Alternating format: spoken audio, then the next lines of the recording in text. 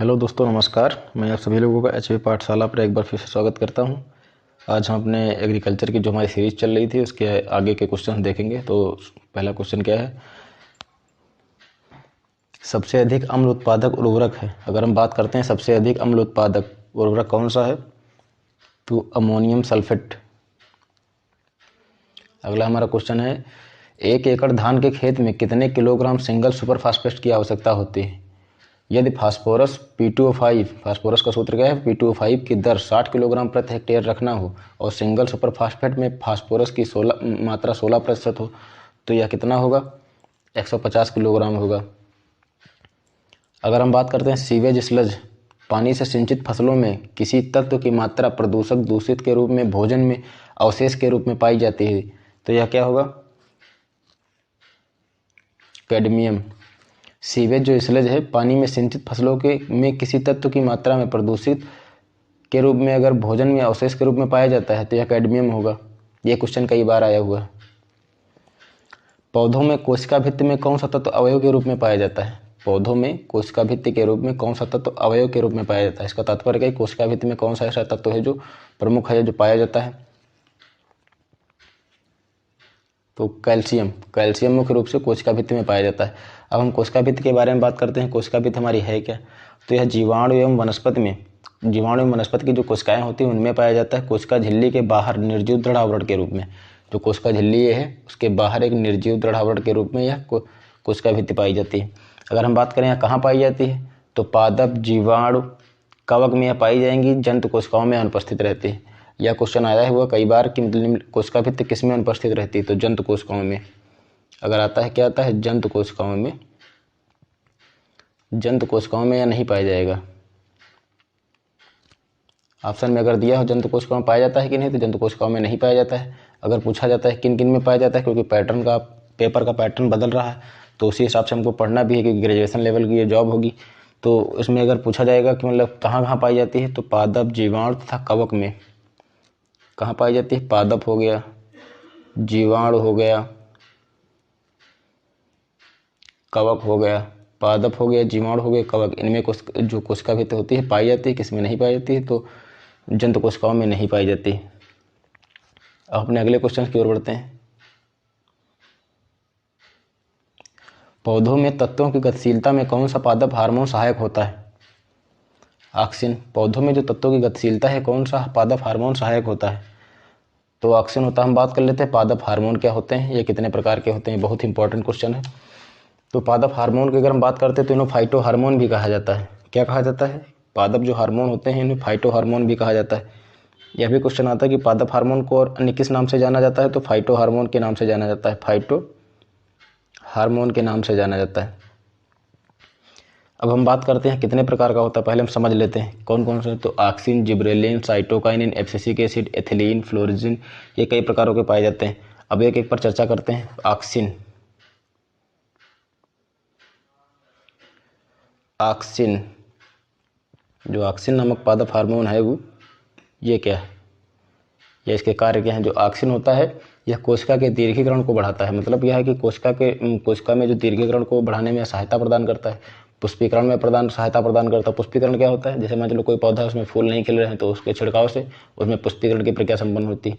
Auxin जड़ों में वृद्धि में सहायक होता है। सबसे महत्वपूर्ण क्वेश्चन यह है कि निम्नलिखित में कौन सा आएगा पादप हार्मोन जो जड़ों की वृद्धि में सहायता प्रदान करता है, तो ये जड़ों की वृद्धि में कौन सा सहायता प्रदान करता है, ऑक्सिन सहायता प्रदान करता है। पुष्पीकरण में सहायता प्रदान करता है, फूल जो पौधे में पुष्पीकरण में सहायता प्रदान करता है, पुष्पीकरण में सहायता प्रदान करता है, ठीक है। कोशिका के दीर्घाकरण में सहायता प्रदान करता है,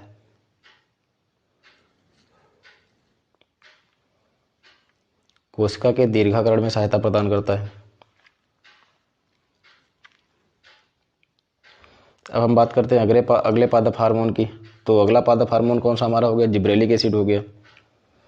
जिब्रेलिक एसिड क्या है, तो यह पौधों में वृद्धि एवं विकास को बढ़ाने में सहायता प्रदान करता है। जो पौधों में वृद्धि एवं विकास के लिए जिब्रेलिक एसिड भी सहायक होता है।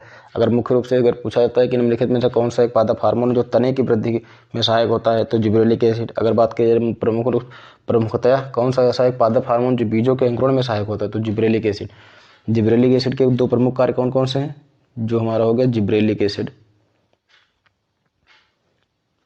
जिब्रेलिक एसिड के दो प्रमुख कार्य कौन कौन से हैं? तो जड़ों में वृद्धि, तने की लंबाई में,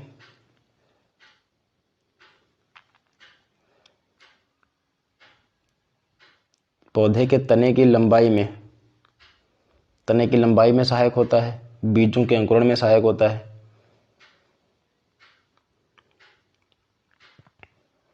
बीजों के अंकुरण का से क्या तात्पर्य, जैसे किसी भी हमें फसल की बुआई करनी है, ठीक है, अगर उसमें बीजों में अंकुरण नहीं हो रहा तो हम जिब्रेलिक एसिड का प्रयोग करेंगे, उसका छिड़काव कर देंगे तथा एक निर्धारित समय के बाद उसमें अंकुरण की प्रक्रिया संपन्न हो जाएगी।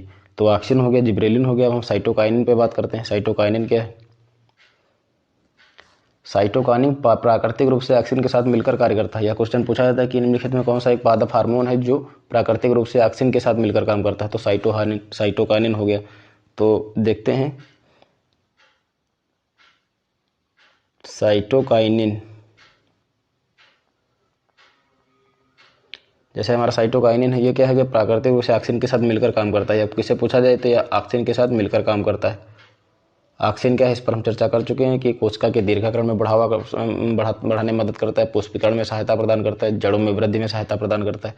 तो यह ऑक्सिन के साथ मिलकर काम करता है साइटोकाइनिन। तथा आरएनए और प्रोटीन के निर्माण में भी सहायक है। किसमें? साइटोकाइनिन जो होता है आरएनए प्लस प्रोटीन के निर्माण में भी सहायक है। साइटोकाइनिन से हमें कई प्रकार के क्वेश्चन देखने को मिल सकते हैं, इन पर सब पर हम चर्चा करेंगे। आरएनए तथा प्रोटीन के निर्माण में सहायक है, ठीक है। बीज की प्रसप्ति को विघटित करने में सहायक है। बीज की प्रसप्ति को विघटित करने में सहायक है। अगर लंबे समय तक बीज में सुषुप्तावस्था है तो उसके छिड़काव से उसकी सुषुप्तावस्था को विघटित किया जा सकता है। ऑक्सिन की उपस्थिति में कोशिका के विभाजन में सहायता प्रदान कर, यह बहुत ही महत्वपूर्ण लाइन है। कोशिका के विभाजन में कौन सा एक ऐसा हार्मोन है जो कोशिका के विभाजन में सहायता प्रदान करता है? तो साइटोकाइनिन है। तो देखते हैं इससे कौन कौन से क्वेश्चन बन सकते हैं। एक मिनट दोस्तों,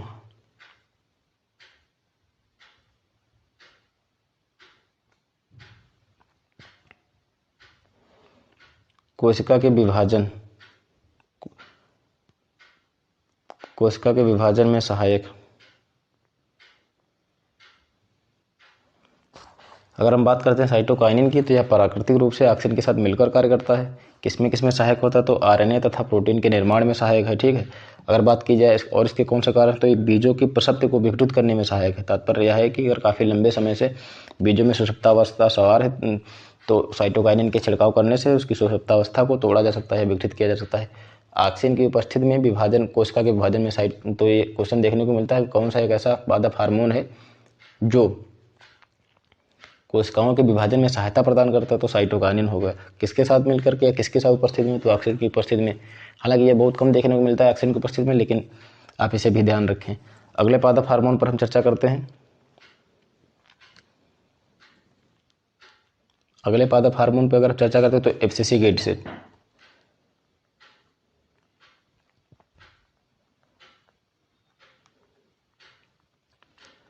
हमारा अगला पादप हार्मोन है एब्सिसिक अम्ल। तो एब्सिसिक अम्ल क्या है? यह वृद्धि के विरुद्ध सहायता प्रदान करता है, मतलब ये वृद्धि के विकास में नहीं, वृद्धि को रोकने में सहायता करता है।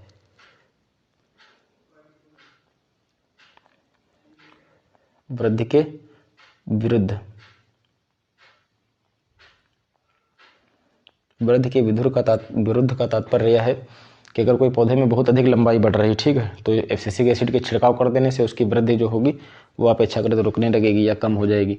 तो एब्सिसिक एसिड कौन सा एक, अगर क्वेश्चन पूछा जाए कौन सा एक ऐसा हार्मोन है जो पौधे की वृद्धि के विरुद्ध कार्य करता है, तो एब्सिसिक एसिड हो गया। यह बीजों तथा कलियों को प्रसुप्ति स्थिति में रखता है। जैसे साइटोकाइनिन है तो यह क्या करता है? कोशिकाओं में विभाजन में सहायता करता है, बीज की प्रसुप्ति को भी विघटित करने में सहायक होता है। लेकिन तो अगर एब्सिसिक एसिड की बात करें तो यह बीजों तथा कलियों को प्रसुप्त स्थिति में रखता है। बीजों तथा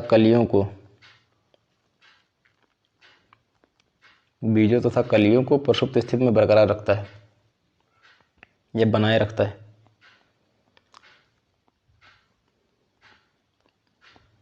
प्रसुप्त स्थिति में बनाए रखता है।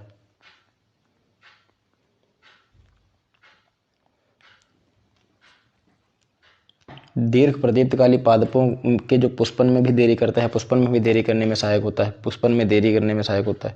अगर कोई ऐसा पौधा है जिसमें शीघ्र ही पुष्पन होने लगता है तो पुष्पन की देरी में समय से पहले अगर होने लगता है तो उसमें छिड़काव करने से एब्सिसिक एसिड की अगर हम छिड़काव कर देते हैं तो पुष्पन की क्रिया में अपेक्षाकृत विलंब हो जाएगा। अगले हार्मोन पर हम चर्चा करते हैं एथिलीन।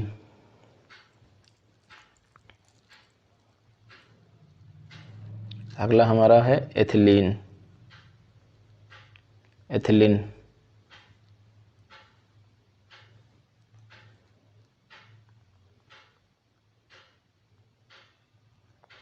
अगला हमारा हार्मोन जो है एथिलीन हार्मोन है। तो इसके क्या करते हैं, एथिलीन के क्या, फलों को पकाने में सहायक है। फलों को पकाने में सहायक है। फलों को पकाने में सहायक है। क्या है, फलों को पकाने में सहायक है। मादा पुष्पों की संख्या में वृद्धि होती है। अगर हम बात करते हैं तो मादा पुष्पों की संख्या में वृद्धि होती है। मादा पुष्पों की संख्या में वृद्धि। एथिलीन की अगर हम बात करें तो फलों को पकाने में सहायक होता है, मादा पुष्पों की संख्या में वृद्धि। अगर आपसे यह पूछा जाता है कौन सा एक ऐसा पादप हार्मोन है जो मादा पुष्पों की संख्या में वृद्धि में सहायक है, तो एथिलीन हार्मोन जो है वह मादा पुष्पों की संख्या में वृद्धि करने का कार्य करता है। अगर ऐसे पूछा जाता है कौन सा एक ऐसा पादप हार्मोन है जो फलों को पकाने के लिए सहायक होता है या आवश्यक होता है, तो एथिलीन हार्मोन फलों को पकाने में सहायक होता है। जैसे किसी भी फल में अगर पकने की क्रिया में देरी है और हमें शीघ्र ही उसकी आवश्यकता होती है तो हम एथिलीन का छिड़काव कर देंगे तो फलों में पकने की क्रिया शीघ्र ही संपन्न होगी। हालांकि 5 हमारे प्रमुख पादप हार्मोन हैं, जैसे ऑक्सिन हो गया, जिब्रेलिक एसिड हो गया, साइटोकानिन हो गया, एब्सिसिक अम्ल हो गया, एथिलीन हो गया। हमने इस पर क्रमवार चर्चा की। एक और अन्य महत्वपूर्ण पादप हार्मोन है, उसको भी देख लेते हैं, फ्लोरिजिन। अगला हमारा जो हार्मोन है फ्लोरिजिन। फ्लोरिजिन पादप हार्मोन,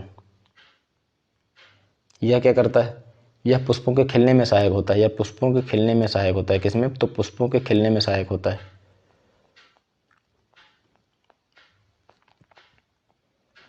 पुष्पों के खिलने में सहायक होता है। इसे हम क्या कहा जाता है, इसे हम पुष्प हार्मोन भी कहते हैं क्योंकि यह पुष्पों के खिलने में सहायक होता है। इसे हम पुष्प हार्मोन भी कहते हैं।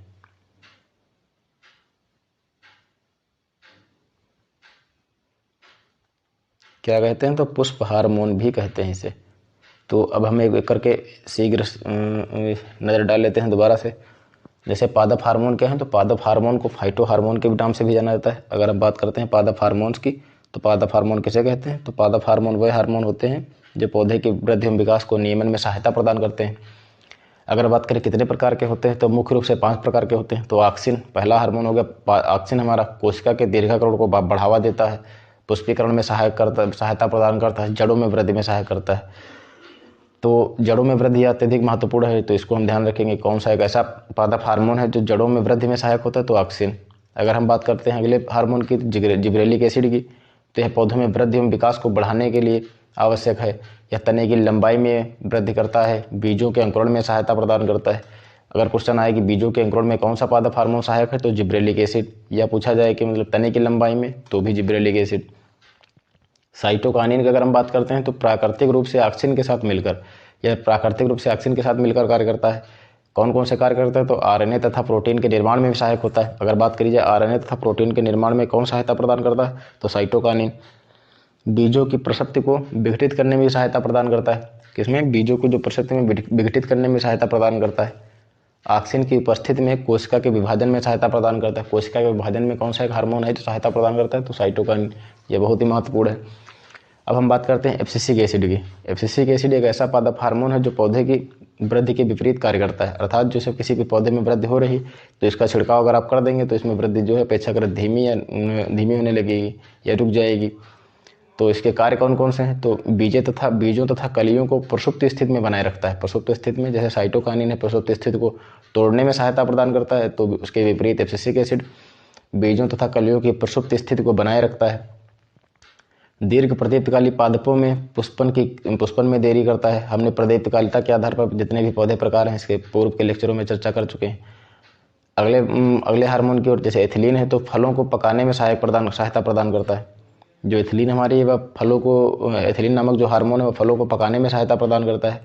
मादा पुष्पों की संख्या में वृद्धि होती है। कौन सा एक ऐसा हार्मोन है जो फलों को पकाने में सहायक होता है? तो एथिलीन। अगर पूछा जाए कि मादा पुष्पों की संख्या में वृद्धि करने में कौन सहायक है, तो भी एथिलीन। फ्लोरिजन किसे कहते हैं? तो फ्लोरिजन जो है पुष्पों को खिलने में सहायता प्रदान करता है, इसलिए पुष्प हार्मोन के नाम से भी जाना जाता है। अगर क्वेश्चन आता है आपके पास कि कौन सा एक ऐसा हार्मोन है जिसे हम पुष्प हार्मोन के नाम से भी जानते रहते हैं, तो फ्लोरिजन नाम हार्मोन है। अब अगले क्वेश्चन की ओर हम बढ़ते हैं। पोटासिक उर्वरकों को अधिक मात्रा में फसलों को देने से किन पोषक तत्वों का अवशोषण जो है वह कम हो जाता है? मैग्नीशियम एवं कैल्शियम, ये नहीं होगा।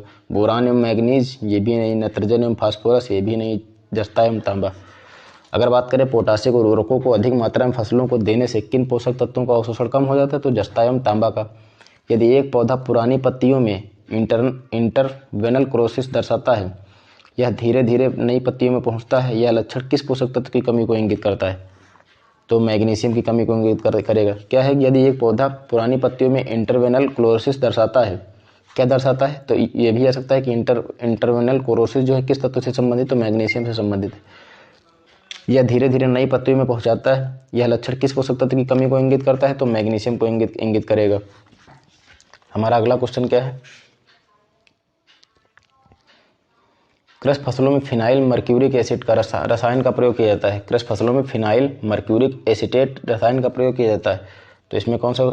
कार्बन डाइऑक्साइड के उदग्रहण को बढ़ाने के लिए, उद्ग्रहण को बढ़ाने के लिए, श्वसन को कम करने के लिए, वाष्पोत्सर्जन को कम करने के लिए, वाष्पोत्सर्जन को बढ़ाने के लिए। तो हम बात करते हैं कि वाष्पोत्सर्जन को कम करने के लिए कृषि फसलों में जो फिनाइल मर्क्यूरिक एसिटेट जो होता है वह किस रसायन का प्रयोग करता है? तो वाष्पोत्सर्जन को कम करने के लिए प्रयोग करता है। हम अगले क्वेश्चन की ओर चर्चा करते हैं कि जल मांग में शामिल, जल मांग जो है वाटर रिक्वायरमेंट। पहले हम देखते हैं कि जल मांग किसे कहते हैं। जल मांग होती है वह प्रति पौधे जल की आवश्यकता को दर्शाती है। प्रति पौधे जल की आवश्यकता को दर्शाती है। जल मांग क्या है? तो जल मांग प्रति पौधे, जिसे प्रति पौधे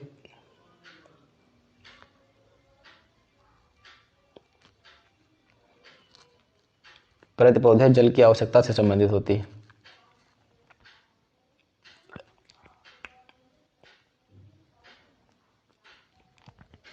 तो जल मांग क्या है? प्रति पौधे जो होते हैं, प्रति पौधे उसकी जल की आवश्यकता को दर्शाते हैं। मान लेते हैं जैसे कोई पौधा है, उसे जल की आवश्यकता होगी कितने, उसको ग्रोथ करने के लिए कितनी जल की आवश्यकता होती है, तो वह उसकी जल मांग से संबंधित होगी, उसको जल मांग कहा जाएगा उसको।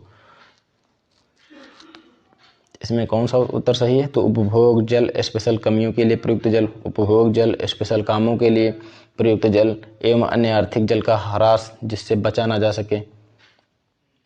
अगला हमारा क्वेश्चन, यदि एक फार्म 20 एकड़ का है और 15 एकड़ भूमि रबी में, 15 एकड़ खरीफ में, 20 एकड़ जायद की ऋतु में फसल उगाते हैं, तो उस फार्म की फसल सघनता कितनी होगी? क्रॉपिंग इंटेंसिटी कितनी होगी?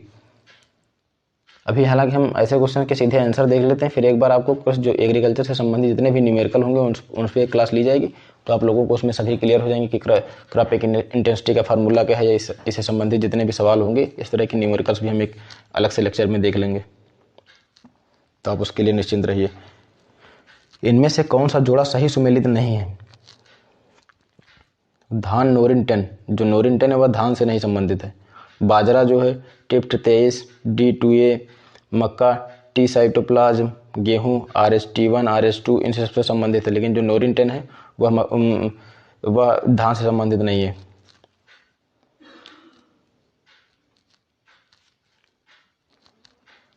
निम्नलिखित रोगों में कौन सा रोग पुष्प असामान्य संरचना को प्रोत्साहित नहीं करता है? पुष्प असामान्य जो संरचना है को प्रोत्साहित नहीं करता है तो इसमें क्या सही होगा? Downy mildew of mustard. जो डाउनी मिल्ड्यू ऑफ मस्टर्ड है वह पुष्प असामान्य संरचना को प्रोत्साहित नहीं करता है। निम्नलिखित युग्म में से कौन सा सही सुमेलित है? देखिए दोस्तों, प्रत्येक क्वेश्चंस का मतलब आपको समझा पाना मुश्किल होगा, नहीं तो हमारी क्लास बहुत ही लंबी चली जाएगी, आगे क्वेश्चंस हल करने में समस्या होगी हमें, फिर हम ज़्यादा से ज़्यादा क्वेश्चन कवर नहीं कर पाएंगे।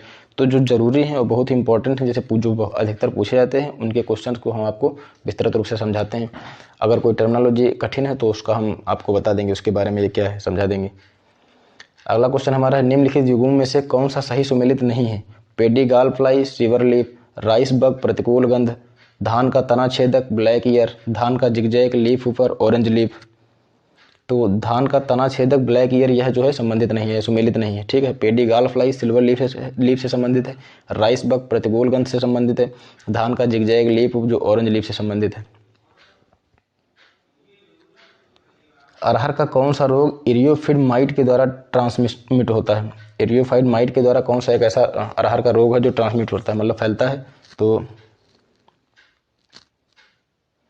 फाइटोप्थोरा स्टेम रोग, Cercospora leaf spot, yellow mosaic, sterility mosaic. तो स्टेरिलिटी मोज़ेक जो है वह इरियोफिड माइट के द्वारा ट्रांसमिट होता है। तो यह भी एक क्वेश्चन पूछा जा सकता है कि स्टेरिलिटी मोज़ेक जो है इसका संबंध किससे है? तो इरियोफिड माइट से।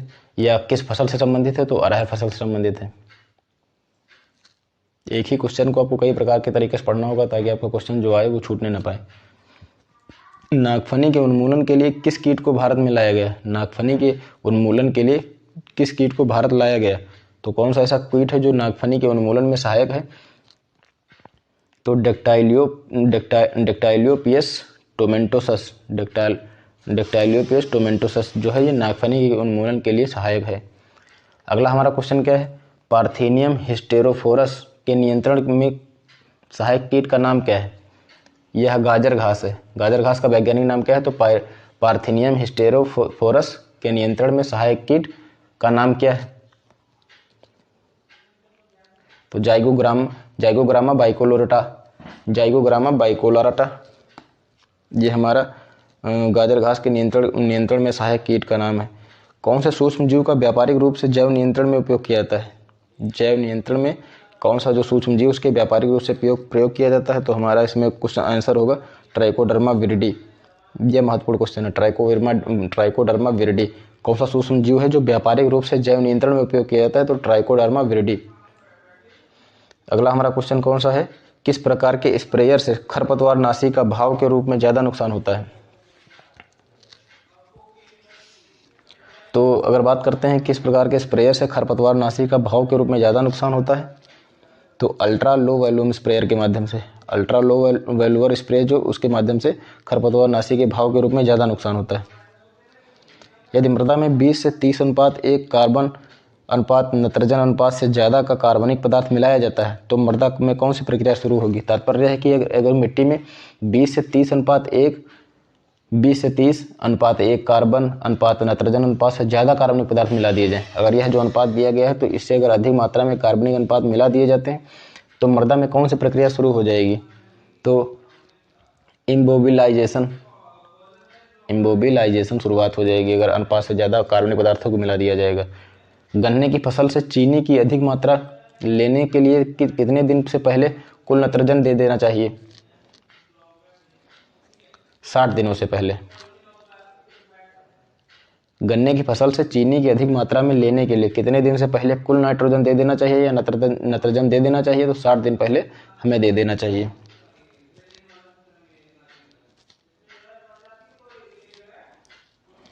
कपास की फसल में पहली सिंचाई देर से करने पर श्रेष्ठ मानी गई है, क्योंकि कपास की जो फसल है उसमें पहली सिंचाई को अगर देर से किया जाए, तात्पर्य इस क्वेश्चन का क्या है? अगर कपास की फसल है तथा जो उसमें जो पहली सिंचाई होती है अगर वह देर से की जाए तो यह श्रेष्ठ मानी जाती है। तो इसका कारण क्या है? अधिक वानस्पतिक वृद्धि को रोकती है। जो कपास में अत्यधिक जो वानस्पतिक वृद्धि होती है उसको रोकने में सहायता प्रदान करती है। यदि हम कपास की फसल में जो पहली सिंचाई है वह जो जिस समय वह आवश्यक होती है उस सेल का अपेक्षाकृत लेट में अगर हम करते हैं तो यह अधिक वानस्पतिक वृद्धि को रोकती है। इसका प्रमुख कारण यह है। बुआई के करीब 40 से 45 दिन बाद, अगर यह पहली सिंचाई का क्वेश्चन आता है कि कपास की फसल में पहली सिंचाई कब करी जाती है तो 40 से 45 दिन बाद करी जाएगी। यह अपेक्षाकृत हल्का फुल्का देर से हो सकती है। अब हम बात करते हैं फंक्शनल एलिलोपैथी क्या है। फंक्शनल एलिलोपैथी में अगला हमारा क्वेश्चन क्या है?